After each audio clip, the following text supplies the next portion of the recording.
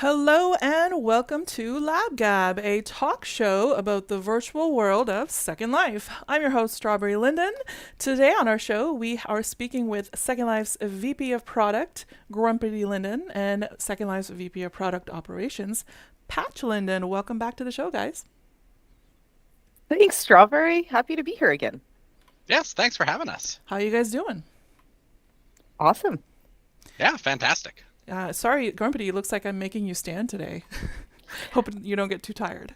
I will do my best. So, full disclosure, it's kind of difficult to dress a stick figure, and it turns out that the dress just doesn't work with these chairs. But thank you so much for coming up with a seat that works just for me. Well, I'm here to accommodate, that's for sure. So I do Thank you. have a truckload of questions that came in from the community, and I want to make sure I try to get through as many as I can.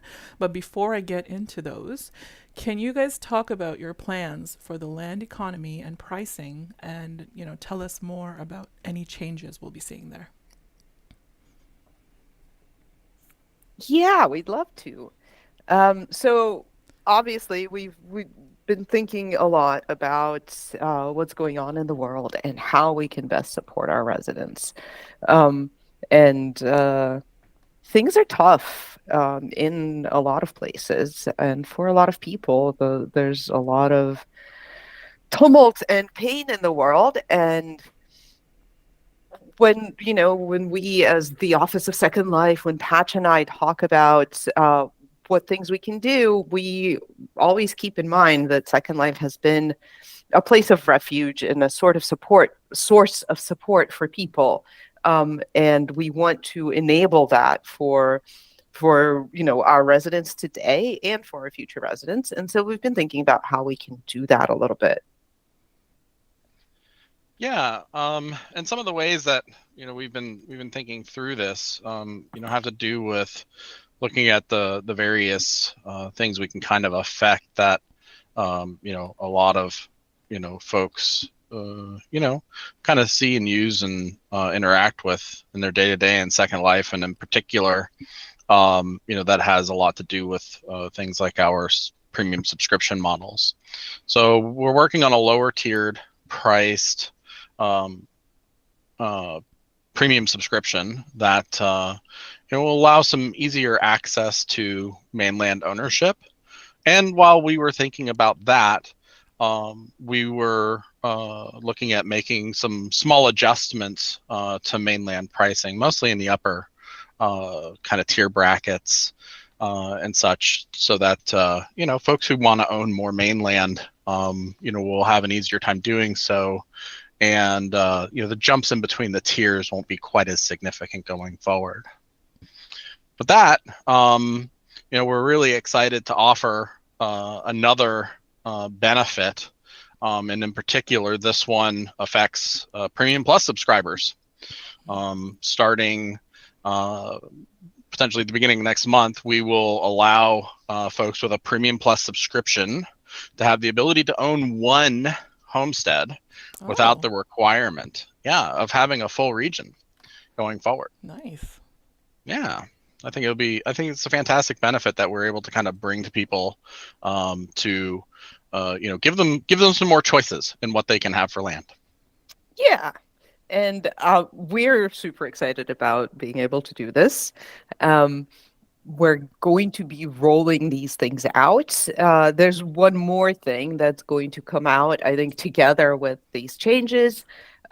Things have been pretty rocky in Europe, and it's been tight for a lot of our European customers. And so we're hoping to have some good news regarding all premium subscriptions for our European customers.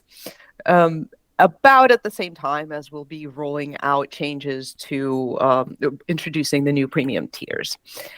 So we think this is an awesome package, and all of these things are more features, more opportunities, and lower prices. So high five, Pat. Yes, high five back. That sounds amazing. So we can expect all of this in the next month or so, or what are the ETA on all these things? Yeah, I think we'll probably see the homestead benefit roll out around November 1st. And then the other premium subscription changes and such will probably follow in somewhere shortly behind that, if I had to guess. We are targeting before the end of November. Nice. So about a month. Awesome updates. So now I'm going to get into some of the questions that I've been receiving from the community. There was an announcement about Tilia just this week.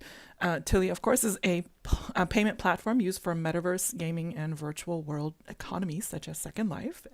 And residents can read more about that announcement on the tilia.io website. Can you tell us how that will impact Second Life residents, and will their data continue to be safe? Yeah, so the relationship between Tilia and Second Life remains largely unchanged.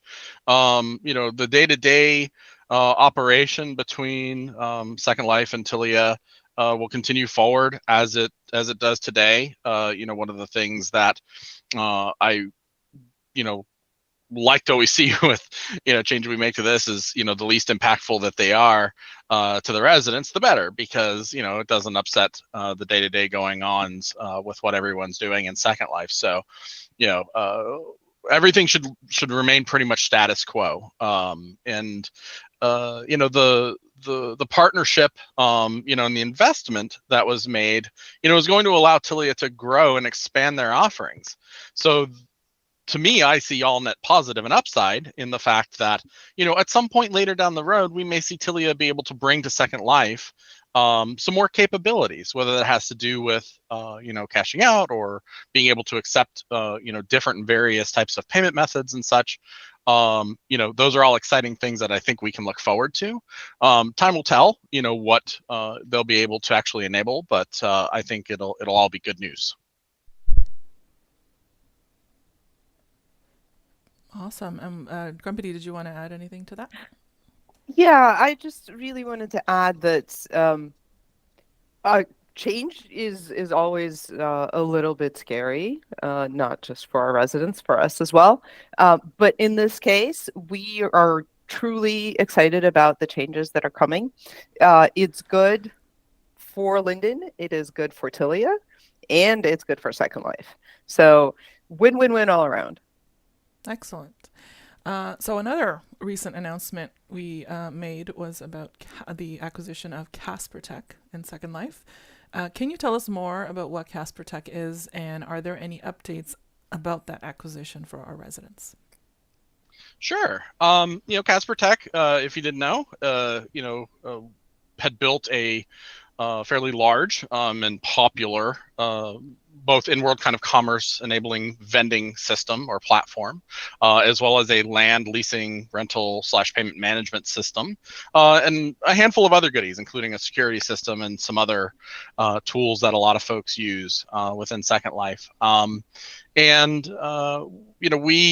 had a really long positive relationship with Casper and Casper Tech over the years, and really we wanted to bring it on board so that we could help it grow and such.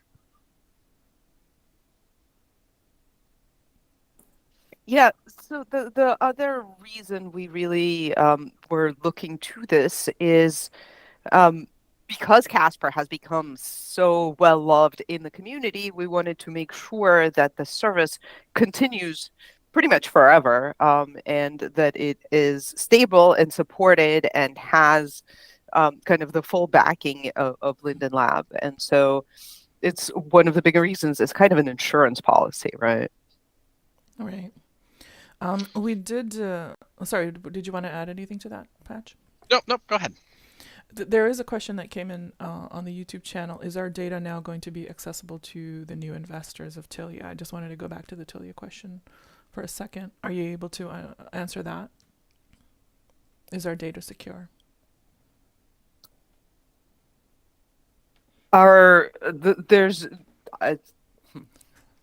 Yes, the data is secure. There is no magical pathway that would allow a third party to access users' data. Um, we would need to actually get a statement from lawyers to describe specific, because this is such a heavily regulated field. Yeah. We'd need to get like a legally verified statement about the paths that data takes specifically. But yes, your data is secure. It's not being sold to a third party Excellent. ever. Okay.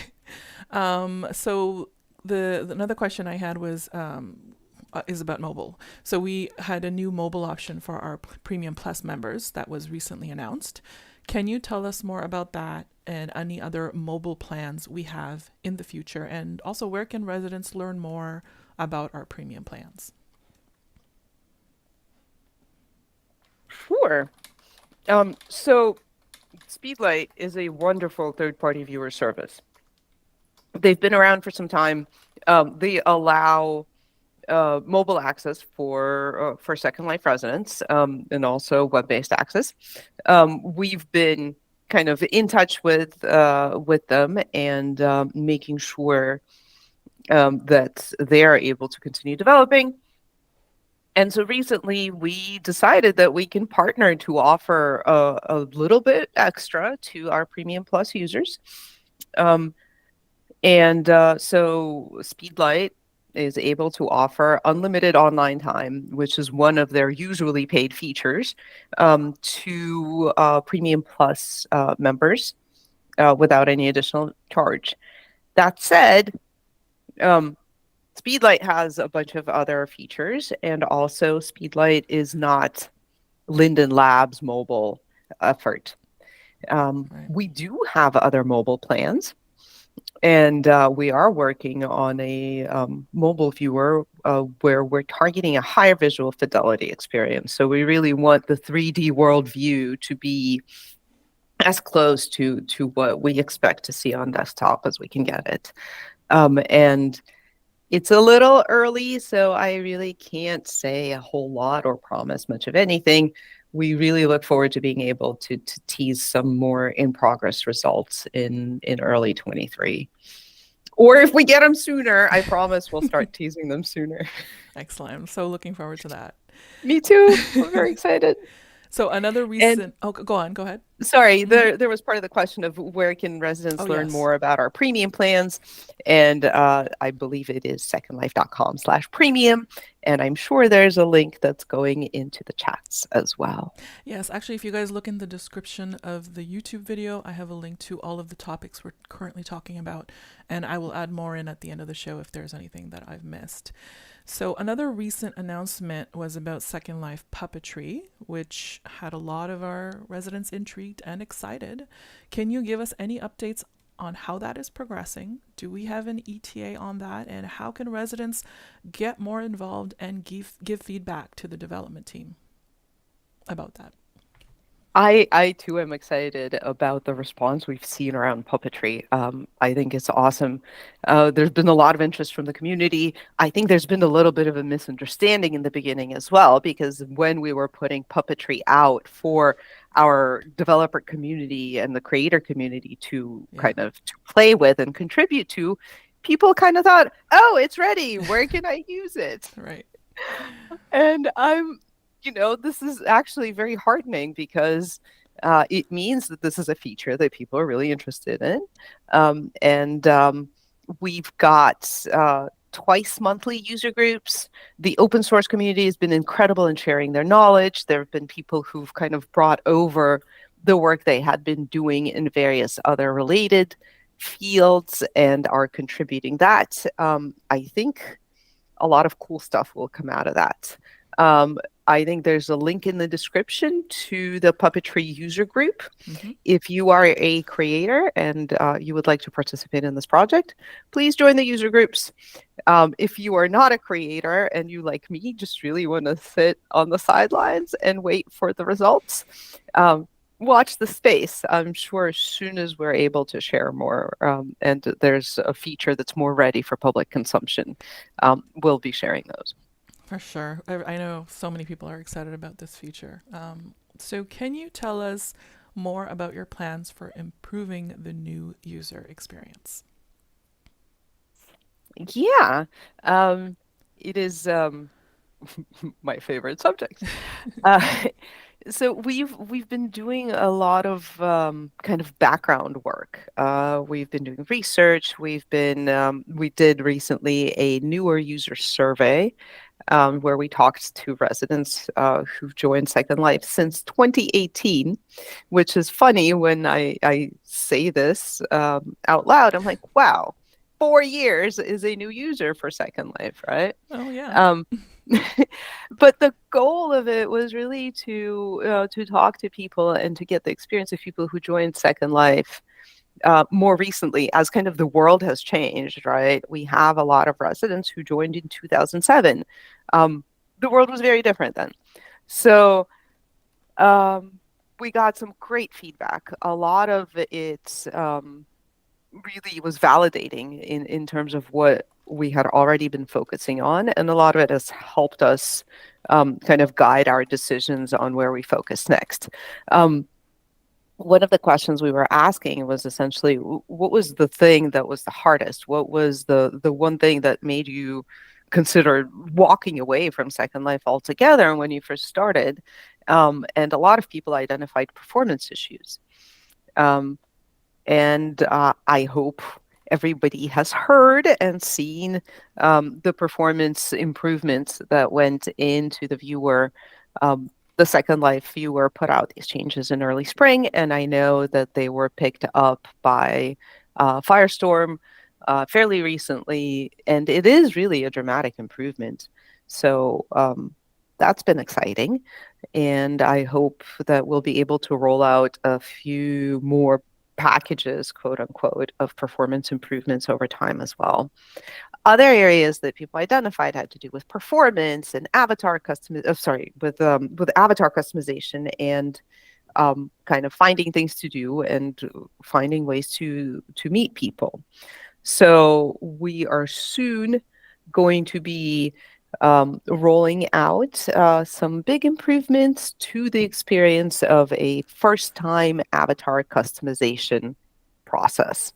Because, avatars in Second Life are gorgeous, Right. absolutely amazing, highly customizable, but also a little bit of a difficult process of figuring out how to do all those things. Yeah. And we're trying to bridge that gap.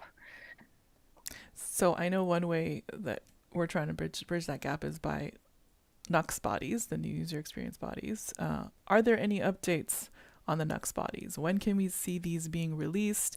Will there be a dev kit for creators so they can start making clothing and accessories for them?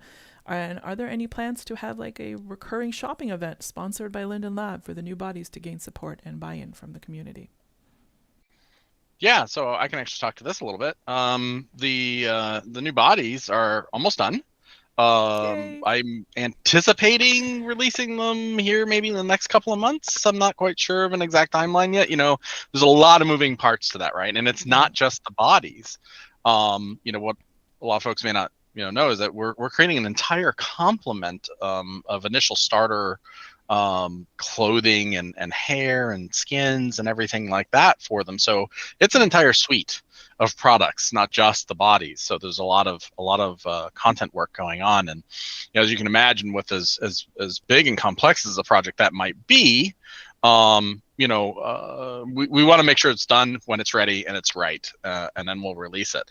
At some point in advance of that, and here probably even sooner, we will put out a developer kit and documentation for it, in anticipation of the launch. So stay tuned. We'll probably have some more news on that pretty soon.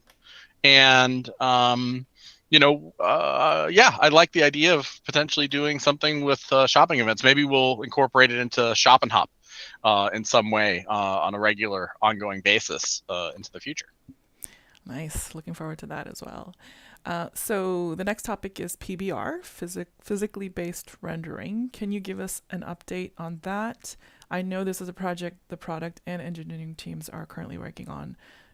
And when can we expect mirrors? Grumpity, I really need a mirror. It's very important that I get a mirror. Indeed. So I hear. Um, yeah, the team is actively working on this. There's actually it's one of the bigger projects that the engineering team is working on, and it's going well. Yay. There are general reflection probes that should be going into a public alpha, right? So alpha, not like release, but like week or two, Oh really soon. my god. Those are not dressing room mirrors, Okay. Strawberry.